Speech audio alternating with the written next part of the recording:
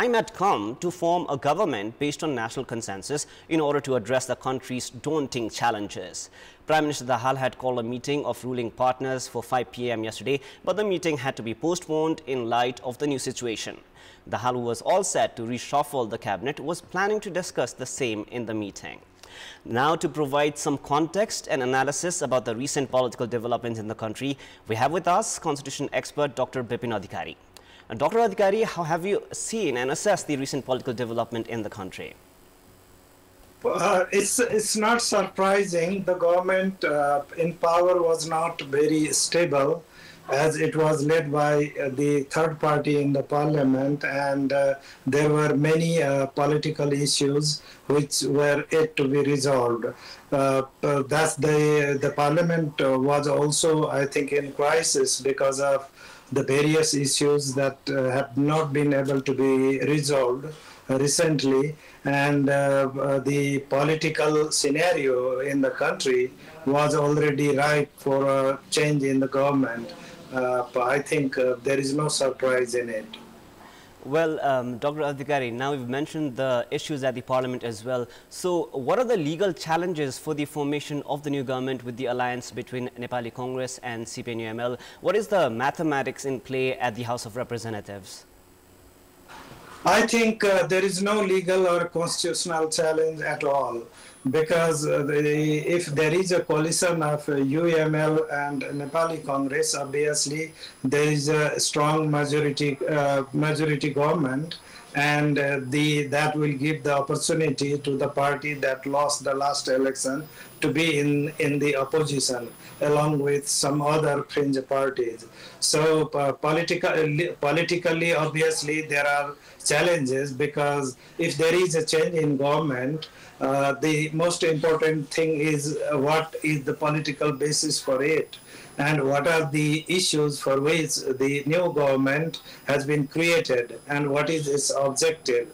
So that is something that's $1 million question that has not been answered. So you can see that people are talking here about the constitutional amendment and so many other things, but they are all, very liquid statements. There is nothing tangible to lead the country through the process. So the new government will have political challenges. It will have to sort out the issues that have to be on the agenda for constitutional development, and there are issues related with the budget, with the recent changes, the issues regarding the implementation of the system of inclusion and proportional representation, and there are many other things. But I think they are not legal. It all depends on how the new coalition, decides on some of these crucial issues and then starts ruling.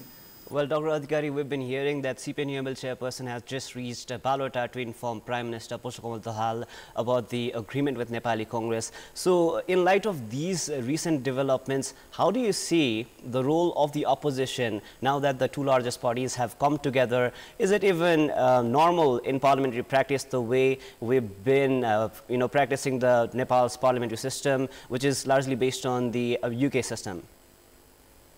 I think the Maoist party in the opposition makes a very good opposition, because it has been treated by the voting people of the country that way. It's very good that it remains in the opposition along with some other fringe parties like Nepal Swatantra Party. So that's, but then there are some other people who have been talking about national government, which is terribly a bad concept in politics, because national government is an unconstitutional government in Nepal. We must have an opposition all the time. So as long as there is a government, there should be an opposition as well. So in the name of the consensus government, the opposition in the parliament should not be eliminated, and the new coalition will have to take that in mind when forming the government. Well, Dr. Adhikari, we've also been hearing so much about the impact of recent investigations into corruption cases. Do you think, like Maoist central leaders have been saying, the investigations, do they have any impact on the recent political developments that we've seen over the past week, and particularly in the last 24 hours? As long as the government is concerned, there are, the departmental inquiries and all the things. Obviously, there will be changes. But then the activities, for example, prosecutions initiated by the CIAA and the cases pending in the administrative court should not be interfered with. And the administration of justice should have its autonomy the way it had before, and any infringement by the new government in that process will definitely mean that the government is not here to establish the constitutional principle in the operations of the government, but rather to establish itself in power, no matter how has been created. So that's a very wrong way. That should not be the case. Well, now, in addition to that, we've also been hearing that the two parties are talking about revising the structure of federalism in the country, whether it be about the way the provincial assemblies operate, proportionate systems out there, reducing the number of provinces maybe, and increasing the number of wards. So how do you see the entire discussion revolving around the federalism and the practice and the changes they're actually planning on? I think that's a very good thing if the government thinks there is a need for it. But the most important thing is for the coalition partners to first, talk between themselves, and sort out what are the important issues that have to be settled through the constitutional amendment.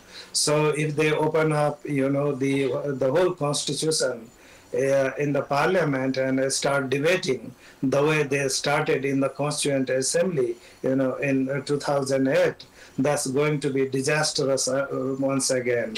So some preliminary studies should be done by the coalition government itself, giving opportunity to all the parties who had grievances in the past, and also the modern stakeholders, and then come out with a very clear proposal in the parliament.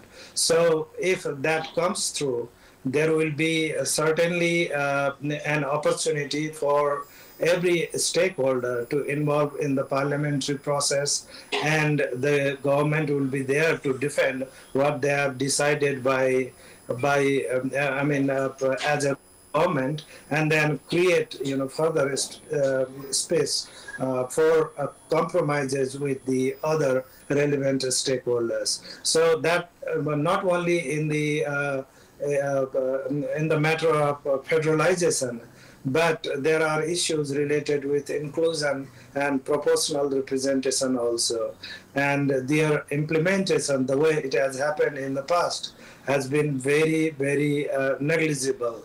And that needs to be reformed through a clear constitutional implementation mechanism. And that's possible.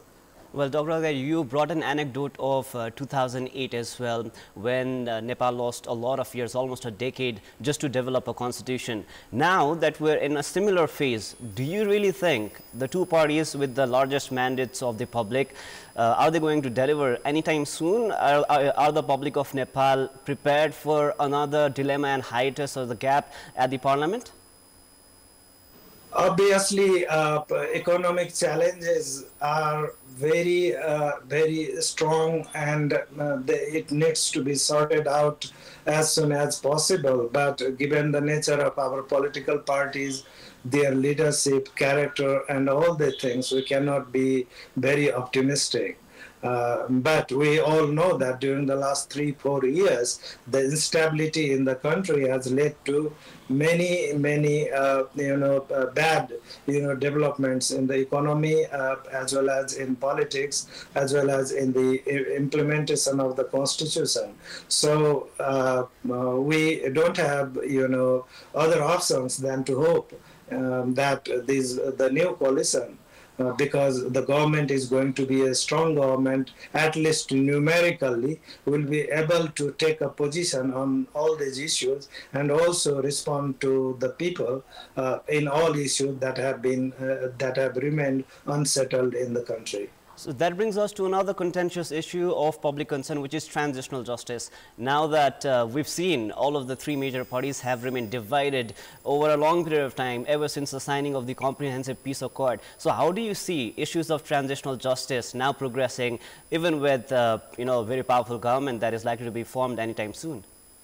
That's the most sordid side of the present constitutional development, because the transitional justice, that is the closing chapter of the peace process, and that has not been accomplished meaningfully. So since UML and Nepali Congress is making the coalition, and the Maoists will be in the opposition, obviously they will be in a position to go through the process quickly and accomplish it to the satisfaction of all human rights stakeholders in the country.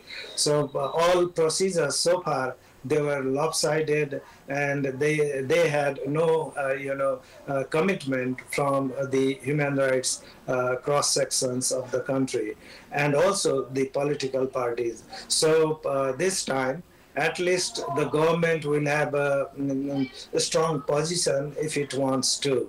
So that has to be accomplished. I said it's the most sordid side of our constitutional development, or maldevelopment. So that has to be tackled very well. Now, the other thing that I wanted to ask to you, Dr. Adhikari, considering the recent, in fact, overnight development in terms of politics in Nepal, how do we expect the international community to look at it? Our immediate neighbors, Prime Minister Prarambha Dahal only recently visited India during the oath-taking ceremony of Indian Prime Minister Narendra Modi, who is record third term as well. In addition to India, how is the international look or microscopic observation of political developments in Nepal going to be like, even from North China? Yeah, I think the coalition of Nepali Congress and UML, that simply means that there is a strong support among the population for it, because numerically, after all, in democracy that matters. But what happened in the past is we had a government led by the third party in the parliament, by definition the weakest government in Nepal ever. So I'm not talking about the prime minister, who came, who made himself, established himself in the background of a revolution, obviously. But then, as a as a political institution, it had certain problems in the government. And now that the coalition is there, the Congress, UML, obviously it can take position on everything. And when, the weak prime ministers of Nepal, were the decision makers here, certainly they were not able to deal with our international, partners very well. And even if they did, they were doing it for themselves, not for the country. Certainly not at all for the country. So we don't think the people of Nepal will endorse something that has been done by people who had required legitimacy in the country. So the change is obviously to the advantage of our international partners as well. I mean, not just our neighbors, India and China. Well, in addition to that, like Nepali Congress and CPN-UML, they have contrasting ideologies, principles, thought processes, and even the leaders, they've been at contrast on different topics in the past as well. So how difficult is it going to be for Nepali Congress and CPN-UML to separate their ideologies and work together as they form this government?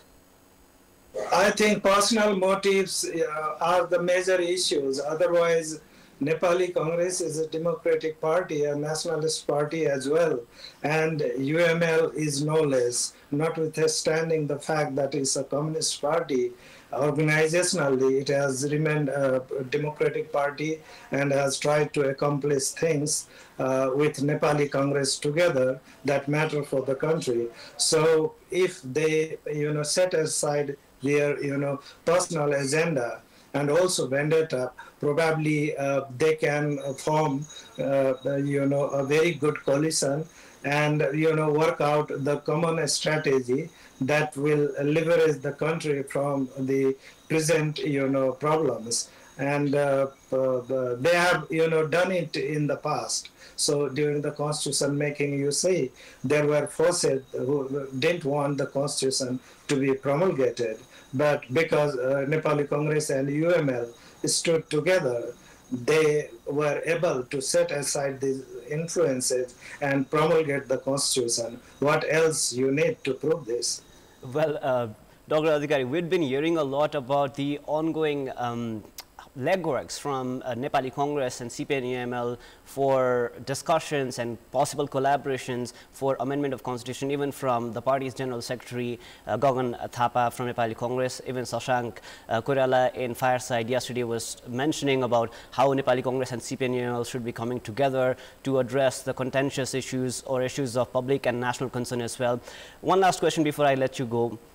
Have there been anecdotes in other parts of the world, in other countries, where the largest party and the second largest party of the parliament come together in situations like these? I think during the constitution making, obviously they were together, but before that, I don't think it happened ever. But it was presently, I mean, the situation now is quite difficult, because either we have to acknowledge that this constitution has failed and it does not give the outlet to the people of Nepal, or we have to say that, okay, we have the political strength to implement it and accept it as the destiny of this nation. So we have to always accept that this is not so easy, and for that they have to meaningfully cooperate with each other, and also before coming out in public do their homework properly. So this time, not for populist causes, but for things which are very important for the country, and then with certain professionalism in their attitude and working. Well, thank you so much, Dr. Adhikari. Always a pleasure talking to you. That was constitutional expert Dr. Bipin Adhikari providing us with his valuable insights on the recent political developments in the country.